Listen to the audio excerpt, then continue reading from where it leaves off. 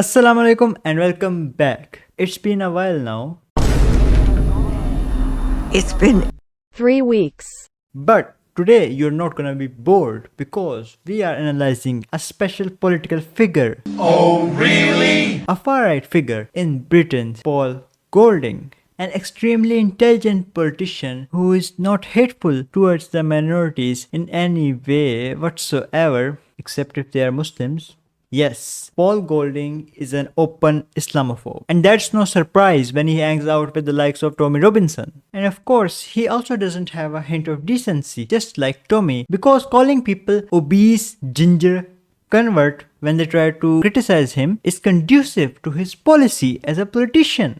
Paul Golding, the absolute nut job. After all, he makes his whole career based on Islamophobia. Without further ado, let's dive in. But first, let's look at what Islamophobia actually is. Islamophobia is a combination of hate, fear, and prejudice against Islam, against Muslims, as well as against anything associated with the religion. Well, that's your definition. Now let's hop back to Twitter and see how Paul Golding measures up to this definition and if he actually is an Islamophobe or not. Spoiler, he is. Let's start off with the old one first. On July 3, 2023, Paul Golding posted Swedish flag burned outside the Swedish embassy in London. Will the police investigate? No chance. Hashtag Islamist. Paul, I didn't see you enraged when Sweden allowed the burning of Quran on the day of Eid, the holiest celebration of Muslims. Nor did I see you condemning that on Twitter. But when Muslims stand up to the reaction of that Quran burning and burn the flag of Sweden, now you have a problem. If you want to keep good in your society, try eliminating the root cause instead of raging upon people who are just doing this as a reaction to an offense committed by the Swedish government. He also retweeted a tweet by Alex Morales saying that army of Muslims marched through Cyprus holding Qurans, shouting the Islamic war cry.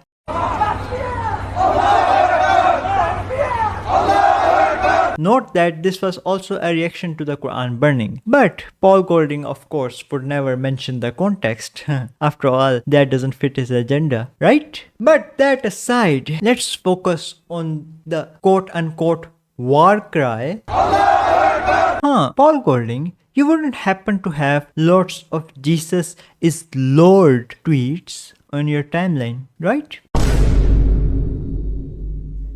Of course, that would also be a war cry of Christians. Oh, Muslims alone should not proclaim their religion that Allah, God, is the greatest, but Christians are free to do so. Hey there, Abdullah from the future here. If you have watched the video up till now, consider liking and sharing this video so that the YouTube algorithm knows that this message is worth the time. And back to the topic. As a good member of society, Paul Golding thought it was a good time to raise awareness against the Islamists grooming gangs in the UK. Because of course, all the people that are involved in pedophilia in UK are Muslims, right?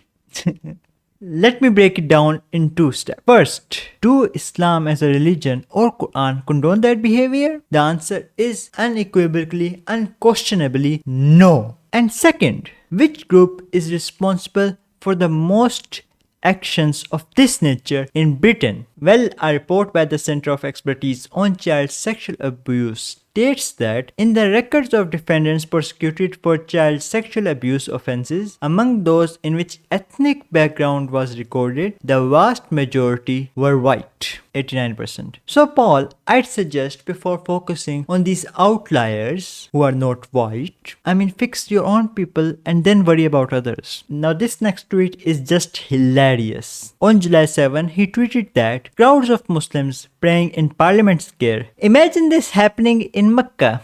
Just saying. Bro, what do you imagine happens in MECCA? Newsflash, Muslims pray there. Yes, this happens in MECCA.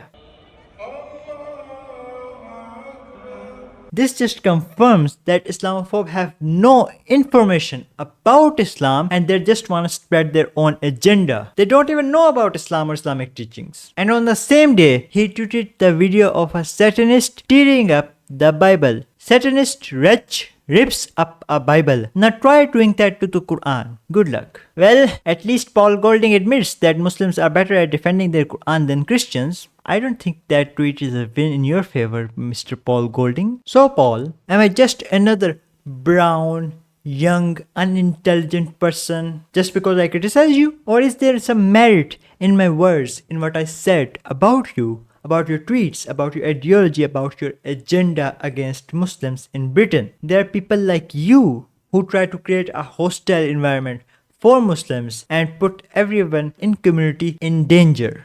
And it's about time people realize which people are hostile towards them, towards Muslims, with their hypocrisy, double standard, dim-witted logic.